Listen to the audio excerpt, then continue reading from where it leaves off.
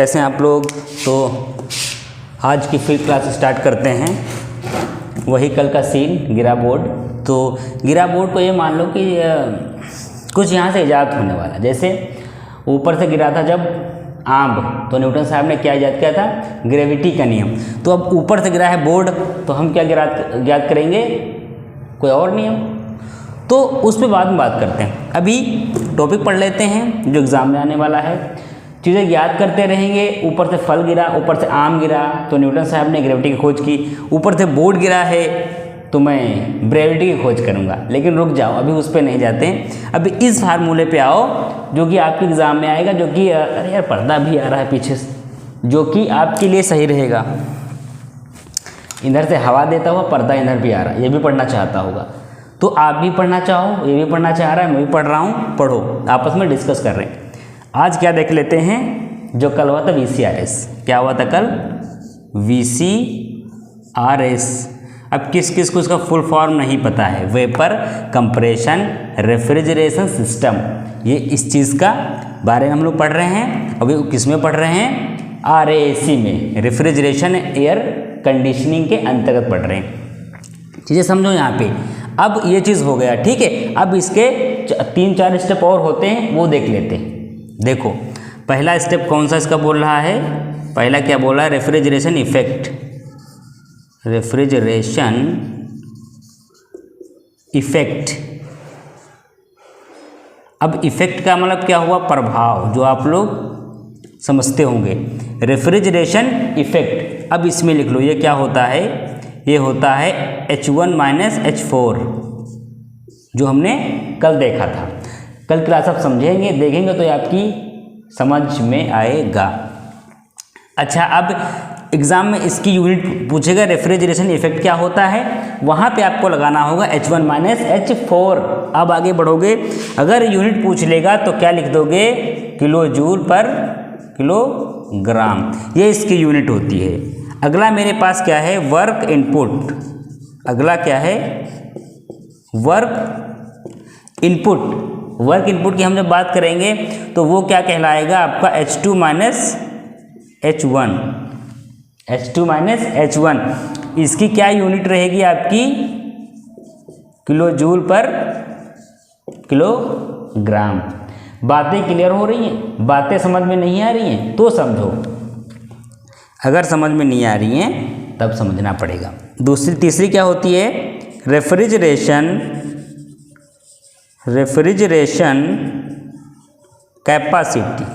क्या, refrigeration capacity, ये क्या होती है, ये उसको हम बोलते हैं रेफ्रिजरेशन कैपेसिटी को, कि रेफ्रिजरेशन मैक्सिमम गुणे रेफ्रिजरेशन इफेक्ट। तो मैक्सिमम तो अलग चीज़ होगी, रेफ्रिजरेशन इफेक्ट में ना ये होगा, क्या हुआ, मैक्सिमम, और फिर रेफ्रिजरेशन इफेक्ट क्या हुआ, H1 माइनस H4। चीज़ें समझ में आ रही है, आगे बढ़ेंगे। इसकी यूनिट की बात करेंगे तो क्या होगा, किलो वाट या किलो जूल पर सेकेंड। इसकी 2 यूनिट हैं, refrigeration capacity maximum, refrigeration effect maximum H1 minus H4, kilowatt इसकी यूनिट है, या किलो जूल पर सेकेंड भी इसकी दूसरी यूनिट है। फिर बात करेंगे हम एक चौथी प्रॉपर्टी की, उसको क्या बोल देंगे, पावर इनपुट। क्या, पावर इनपुट, जो हम लोग सप्लाई देते हैं उसकी बात करेंगे। पावर इनपुट क्या हुआ, पावर इनपुट हुआ मैक्सिमम गुणे वर्क इनपुट। मैक्सिमम गुणे वर्क इनपुट, तो मैक्सिमम और वर्क इनपुट क्या मेरा है, H2 माइनस H1। बार बार ऊपर चले जा रहे हैं, यहाँ भी जाना चाहिए मैं। तो H2 माइनस H1, इसकी यूनिट क्या है। अच्छा, यूनिट समझ रहे हो, यूनिट का मतलब होता है किस चीज़ में उसको मेज़र करेंगे, उसके बाद जो उसकी यूनिट लिखेंगे उसको यूनिट बोलते हैं। बातें क्लियर हो रही हैं। तो इसकी यूनिट क्या है, किलोवाट। क्या है, किलोवाट। अब इसको दूसरी क्या लिख सकते हैं, किलो जूल पर सेकेंड। अब VCRS में ये आपका क्लियर है, तो इसको नोट करो, कॉपी में छाप लो, कहीं उतार लो, और फिर आगे बढ़ते हैं। अब देख लेते हैं वॉल्यूमेट्रिक स्ट्रेन। कौन सी, वॉल्यूमेट्रिक स्ट्रेन देख लेते हैं। बातें अगर समझ में नहीं आ रही हैं तो मतलब क्लास को देखो, और फिर भी नहीं समझ में आ रही हैं तो फिर क्लास के देखो, और लेकिन उसके बाद भी अगर समझ में नहीं आ रही हैं तो फिर से क्लास देखो, क्योंकि और कोई जुगाड़ नहीं है तुम्हारे पास। समझ रहे होगे कि हवा हम समझ में आ जाएगी, ऐसा सीन नहीं है, क्लास देखनी पड़ेगी। किसी की भी देखोगे, मेरी देखोगे, किसी की देखोगे, लेकिन देखना होगा आपको, तभी चीज़ें समझ में आएंगी अगर पढ़ना है तो सीरियसली। चलो क्या देख लेते हैं, वॉल्यूमेट्रिक स्ट्रेन। ये ना मार्कर भी कम हो रहा है, अब इसको कर लाना है, इस वाले से लिख देते हैं। मार्कर कम हो गया। अब सोचो ये मार्कर कम हो गया है, अगर मैं इसको ना उठाऊं तो इस पर मैं नहीं लिख सकता। इसी प्रकार अगर आपको क्लास समझ में नहीं आएगी तो आपको क्लास पढ़ना पड़ेगा, तभी समझ में आएगी, और कोई उपाय नहीं है। देख लेते हैं, क्या देख लेते हैं, वॉल्यूमेट्रिक। वॉल्यूमेट्रिक क्या होता है, इफिशिएंसी। अब वॉल्यूमेट्रिक इफिशिएंसी की जब हम बात करेंगे तो ये क्या है, ईटा।